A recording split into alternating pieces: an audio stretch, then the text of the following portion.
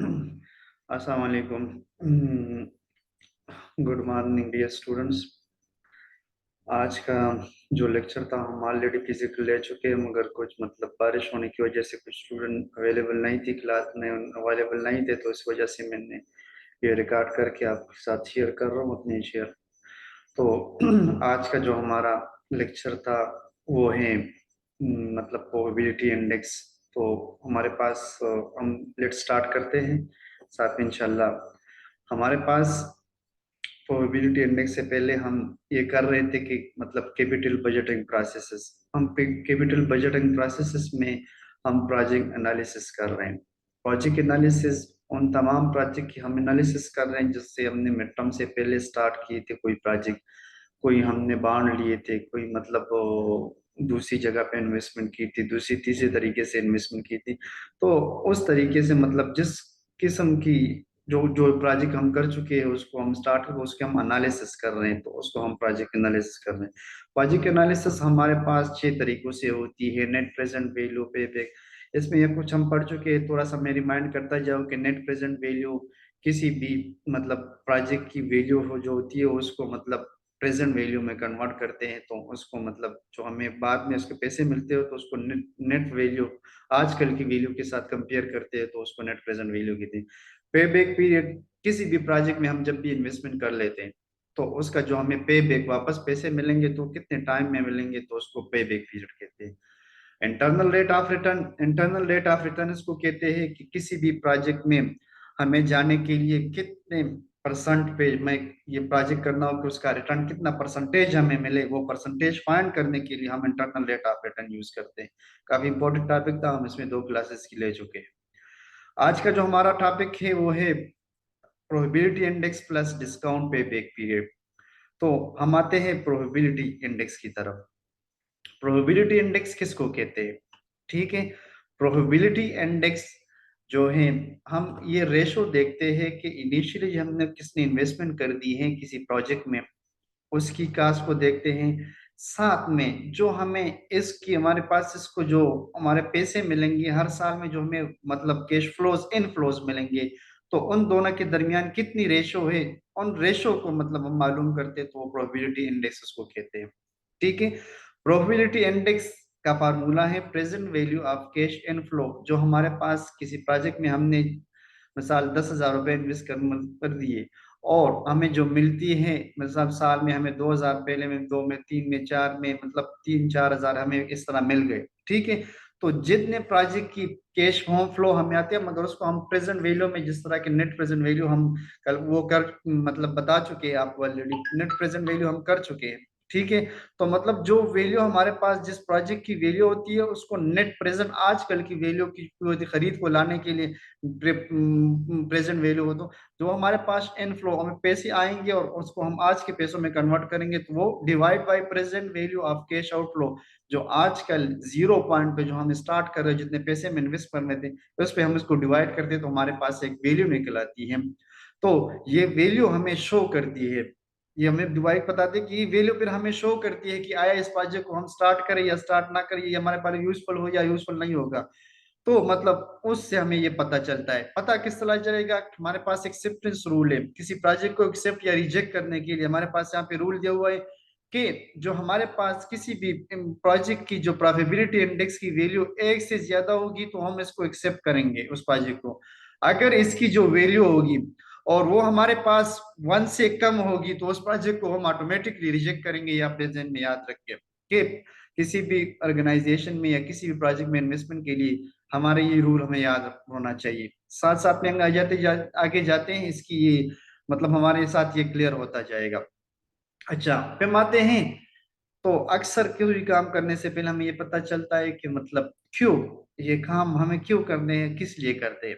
ठीक है, तो हमारे पास प्रोबेबिलिटी इंडेक्स का सबसे बड़ा काम ये इसलिए हम करते हैं कि हम डिसीजन मेकिंग में हमें फायदा मिलता है कि प्रोजेक्ट हमारे प्रोजेक्ट की हमें पता चल जाता है कि ये प्रोजेक्ट ऑलरेडी है, काम कर रहा है नहीं कर रहा, कितनी इसकी रेशोज है, जो जो जो भी इसकी हो, जो इसके प्रोबेबिलिटी इंडेक्स की जो वैल्यू होगी अगर वो 1 से ज्यादा होगी तो हम इसको जाहिर बात एक्सेप्ट करेंगे। तो हमें यहाँ पे डिसीजन मेकिंग में कि ये प्रोजेक्ट करे या रिजेक्ट करे, तो हमें डिसीजन मेकिंग आसान सा वो पता चल जाएगा। दूसरी बात आती है कि मतलब हम इसमें कैलकुलेशन तो प्रपोज किसी भी आने वाले प्रोजेक्ट के लिए हम कैलकुलेशन आसानी से कर सकते हैं कि मतलब एक आने वाले प्रोजेक्ट में हम इनिशियल इन्वेस्टमेंट कर देते हैं 20,000 रुपये, हमें उसके मतलब 10,000 रुपये पहले में हमें 4,000, फिर 6,000, फिर 5,000। तो उसको मतलब कोई प्रपोज नया प्रोजेक्ट स्टार्ट करने के लिए हम इसको आसानी से मतलब कैलकुलेट कर सकते हैं, प्रोबेबिलिटी इंडेक्स का ये काम है। ठीक है। दूसरी बात यह है कि प्रोबेबिलिटी इंडेक्स जो हमारे पास रेशियो जो होगी उसकी, जैसा एक्सेप्टेंस रूल में बताया गया, रिस्क इंडिकेटर की जो वैल्यू होगी अगर एक से ज्यादा होगी तो हमें वो इंडिकेट करेगा कि हाँ ये प्रोजेक्ट आप एक्सेप्ट कर लो, तो ये हमारे पास इसकी प्रोबेबिलिटी इंडेक्स इसलिए हम यूज करते हैं। ठीक है। जाते हैं आगे। किसी भी काम, किसी भी वक्त, किसी भी चीज को स्टार्ट करने के लिए मतलब उसके फायदे और नुकसान दोनों होते हैं। ठीक है। तो जो हमारे पास प्रोबेबिलिटी इंडेक्स है, इसके हमारे पास एडवांटेज, फायदा क्या होगा? तो पहला फायदा इसका ये है कि प्रोबेबिलिटी इंडेक्स हमें बताते टाइम वैल्यू ऑफ मनी, किसी भी प्रोजेक्ट की, किसी भी अकाउंट की टाइम वैल्यू ऑफ मनी वजह की, मतलब इस वैल्यू के साथ जितनी इसकी वैल्यू कम होगी तो वो हमें बताता है कि किस तरह, मतलब प्रोबेबिलिटी इंडेक्स हमें बताता है कि आज की वैल्यू इसकी ये बनेगी। प्रोबेबिलिटी इंडेक्स से अगर ये ज्यादा होगी तो एक्सेप्ट कर लो, अगर नहीं तो रिजेक्ट होगी। तो दूसरी बात यह है कि मतलब ये रैंक प्रोजेक्ट, किसी भी प्रोजेक्ट को हमारे पास मल्टीपल प्रोजेक्ट, 4-5 प्रोजेक्ट पड़े हुए, ठीक है, एक की मतलब प्रोबेबिलिटी इंडेक्स 1 मतलब 0.1 है, 0.2 है, पॉइंट्स में फिर दूसरी क्या आती है 1.6, 1.7। तो जिसकी वैल्यू हमारे पास 1 पॉइंट समथिंग से ज्यादा होती जाएगी हम इसको एक्सेप्ट करते हैं, तो ये हमारे पास उसको ऊपर रैंकिंग में लेके जाएंगे, ऊपर एक्सेप्ट करेंगे। ठीक है। तो ये रैंकिंग है। डिसएडवांटेज का नुकसान, कोई भी काम स्टार्ट करने के फायदे और नुकसान दोनों ही होते हैं। ठीक है। मिसाल के तौर पे आप लोगों ने यहाँ पे एमबीए और एमएस स्टार्ट कर लिए। ठीक है। और इसके फवायद आपको तो मतलब ये है कि मतलब आपको तो एजुकेशन इंप्रूव हो रहा है, साथ साथ में मतलब आपकी ग्रूमिंग हो रही, साथ में मतलब आपका लेंथ ज्यादा हो रहा है, साथ में आपके आइडेंटिफिकेशन ज्यादा हो रही, साथ में आपके स्किल्स ज्यादा हो रहे, तो ये आपके फवायद है। साथ साथ में डिसएडवांटेज नुकसान भी इसके ये हैं कि मतलब आपका टाइम भी मतलब गुजर रहा है, इसके साथ आपके टाइम मतलब जो आजकल आप की जो फिजिकल है वो 2 साल बाद जाहिर बात है या कम हो जाएगी, अब क्या मतलब, तो टाइम आपका गुजर रहा है, 2 साल आपसे ले लेंगे, साथ में आपके पैसों की, ट्रांसपोर्ट की, मतलब एफर्ट है ना, आप एग्जाम देंगे इसके, तो मतलब इसके नुकसान भी बहुत है। तो जाहिर बात है आप उसको टाइम भी देंगे, वो भी देंगे, तो ये मतलब ये इसको होते हैं। हर चीज के फवायद और नुकसान होते हैं। आते हैं डिसएडवांटेज। मतलब दूसरी बात ये है कि मतलब प्रोबेबिलिटी इंडेक्स में ये मतलब जो हम वैल्यू लाती है तो ये मतलब डिफिकल्ट टू अंडरस्टैंड है, मतलब ये अंडरस्टैंड मुश्किल है कि मतलब वो सिर्फ एक वैल्यू से हम इसको बता दे कि हाँ ये प्रोजेक्ट ठीक है, और इसकी मतलब क्योंकि हमने उसको फिजिकल नहीं देखा, इनविजिबल। दूसरा हमारे पास के नुकसान है, इनविजिबल प्रोजेक्ट हमारे पास इनविजिबल, सामने कुछ भी नहीं, हमने आप ये खुद से वैसे मतलब पुलाव बना रहे, तो मतलब कुछ हमारे पास विजिबल होना चाहिए, कुछ मतलब सिर्फ एक वैल्यू भी हम अंडरस्टैंड नहीं कर सकते, प्रोजेक्ट को हम देखेंगे तो उसके बाद ही हम, ये इसके एडवांटेजेस और डिसएडवांटेजेस है। ठीक है। हम आते हैं एक एग्जांपल को, एग्जांपल से ये शायद बात इंशाल्लाह बहुत क्लियर हो जाएगा। जो हमारे पास नेट प्रेजेंट वैल्यू ऑफ मतलब इनफ्लोज है, फ्यूचर इनफ्लो, वो भी हमें यहाँ मिल जाएगी, और हमारे पास जो इनिशियल इन्वेस्टमेंट या आउटफ्लो जो हमारा प्रेजेंट वैल्यू ऑफ इनफ्लो, वो भी हमें मिल, यहाँ पे इस पर कैलकुलेट करने का तरीका यहाँ पे हम बताएंगे। आते हैं हमारे पास एक प्रोजेक्ट है 5 साल के लिए। ठीक है। ये प्रोजेक्ट है, इनिशियली जीरो स्टार्ट ले रहे हैं, तो हमने मतलब 1,36,000 रुपये हमने इसमें इन्वेस्ट कर दिए आजकल। आज हमने इसमें 1,36,000 रुपये दे दिए इसमें। ठीक है। एक साल बाद हमें इससे मिलेंगे 30,000 रुपये, दूसरे साल में हमें 40,000 रुपये मिलेंगे, तीसरे साल में 60,000, चौथे साल में 30,000, और 5वें साल में फिर 20,000 रुपये। ये तो हम बता रहे हैं कि प्रीवियस में हमें इतने पैसे मिलेंगे, मगर जो आज के 30,000 रुपये है तो एक साल बाद 30,000 रुपये होने के बराबर होंगे, तो नहीं, ये नहीं हो सकता, क्योंकि मतलब इन्फ्लेशन आता है, मतलब होती। तो इसके लिए हम लोग यूज करते हैं डिस्काउंट फैक्टर। यहाँ पे इस एग्जांपल में हमने 10% का डिस्काउंट फैक्टर यूज किया है। 10% डिस्काउंट फैक्टर को यूज करने का या तो उसको निकालने का तरीकेकार क्या होगा?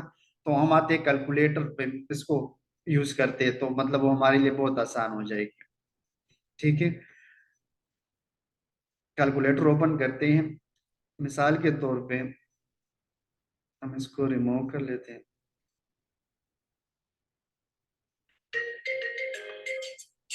ठीक है।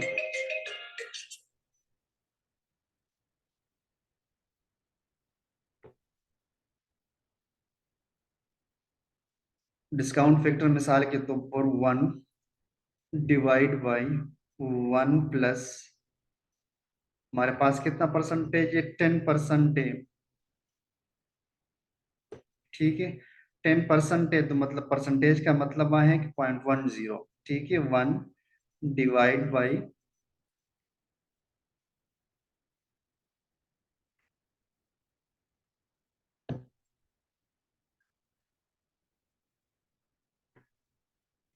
मिसाल में एक्सेल निकाल लेता हूँ, एक्सेल में शायद आसानी से हो जाए।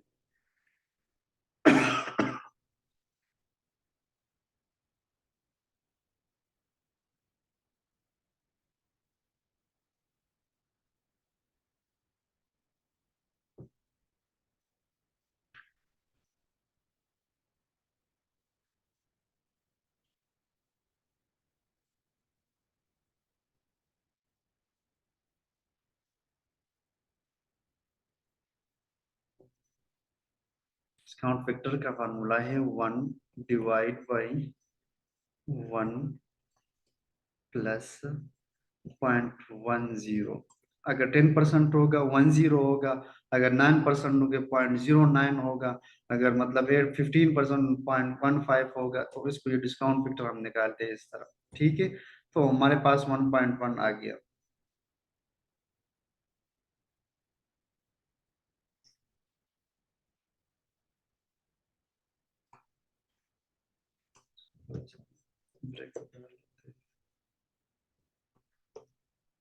तो ये हमारे पास डिस्काउंट फैक्टर निकला है, ये देखिए। जिस तरह हमारे पास स्लाइड्स में दिया हुआ है, उसी तरह हमारे पास डिस्काउंट फैक्टर 0.909। जो हमारे पास पॉइंट से आगे वैल्यूज होती है तो हम 3 लिखते हैं। तो एक्सेल में ये देखें, ये हमारे पास आगे है 0.909। अगर हम इसको कैलकुलेटर से कर ले,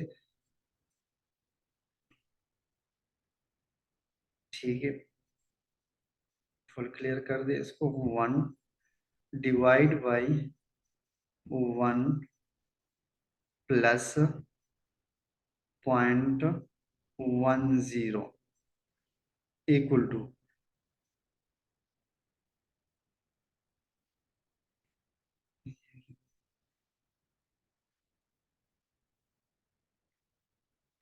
1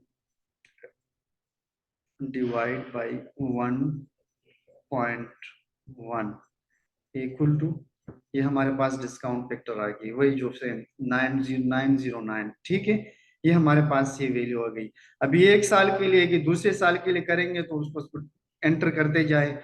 826 हमारे पास वैल्यू आ गई। तो अगर आप हमारे पास फाइनेंस देखिए, दूसरे साल के 826, तीसरे साल के लिए 750। तो मतलब कैलकुलेटर पर आप सिर्फ एंटर करते जाएंगे, ओके करते जाएंगे, इक्वल टू वही वैल्यू आपके पास आएगी। ठीक है, तो ये हमारे पास ये वैल्यू निकल आई इस चीज की। तो मतलब ये डिस्काउंट फैक्टर को मालूम करने का ये आसान तरीका मैंने बता दिया आप लोगों को। ठीक है, अच्छा, फिर ये डिस्काउंट फैक्टर हमारे पास इतना सारे सालों के लिए खुद ब खुद निकल आएगा।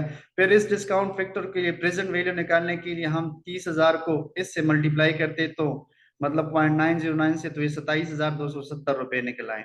ठीक है, फिर हम 40,000 को मतलब वो करते हैं, मल्टीप्लाई करते 826 के साथ, तो इससे वैल्यू, तो ये सारी वैल्यूज आ जाती है, और इन सारी वैल्यूज को हम आपस में प्लस करते हैं जो प्रेजेंट वैल्यूज निकल आई न्यू। तो इससे हमारे पास 1,38,280 बनते हैं। तो हमारे पास हमें जो इनिशियल इन्वेस्टमेंट, ये जो आउटफ्लो हमसे गई है उसकी प्रेजेंट वैल्यू लाएगी, और जो मतलब फ्यूचर आउट इनफ्लो जो होगी उसकी भी नेट प्रेजेंट वैल्यू हमारे पास निकल आएगी। ठीक है, तो इन दोनों वैल्यूज को हम जाके आगे फार्मूले में डाल लेते हैं। नेक्स्ट में प्रोबेबिलिटी इंडेक्स का फार्मूला है present value of cash inflows, जो हमारे पास इनफ्लोज जो हमारे पास सारे आ गए उनकी प्रेजेंट वैल्यू भी आ गई, और साथ साथ में हमारे पास जो प्रेजेंट कैश आउटफ्लो जो हमारे पास हमने इन्वेस्टमेंट की थी स्टार्ट में 1,36,000, वो भी हमारे पास है। तो इससे हमारे पास आते हैं 1.016। ठीक है, प्रोबेबिलिटी इंडेक्स जो का आंसर है हमारे पास 1.016। तो इसका मतलब ये है कि अगर कोई भी किसी भी प्रोजेक्ट में हम पैसे लगाए, मिसाल के तौर पे प्रोजेक्ट में हमने $100 लगा लिए, तो वो $100 हमें 0.06% इजाफी, $1 जो है हमें 1.06 जनरेट कर रहे हैं, वो उससे ज्यादा मतलब 16% इंक्रीज कर रहे हैं किसी भी मतलब प्रोजेक्ट में एक की वैल्यू, एक से मतलब 0.06%, अगर हम आज 1 रुपये इन्वेस्ट करते हैं तो कल हमें वो 1.016 मिलेगा। ठीक है, तो ये हमारे पास इंडेक्स का वो था, प्रोबेबिलिटी इंडेक्स का तरीका था। ठीक है बच्चे, कोई भी क्वेश्चन हो तो बिल्कुल मुझसे पूछ सकते हैं, मुझे बता सकते हैं, मुझे वॉइस मैसेज कर सकते हैं। ठीक है इंशाल्लाह, और मैं साथ साथ में दूसरे वीडियो भी शेयर करता हूँ आपके साथ। ठीक है, thank you so much, thank you so much. कोई भी बात हो, कोई भी हो, मुझसे जरूर शेयर करते जाए। सही है, ओके ओके जी, अस्सलाम वालेकुम।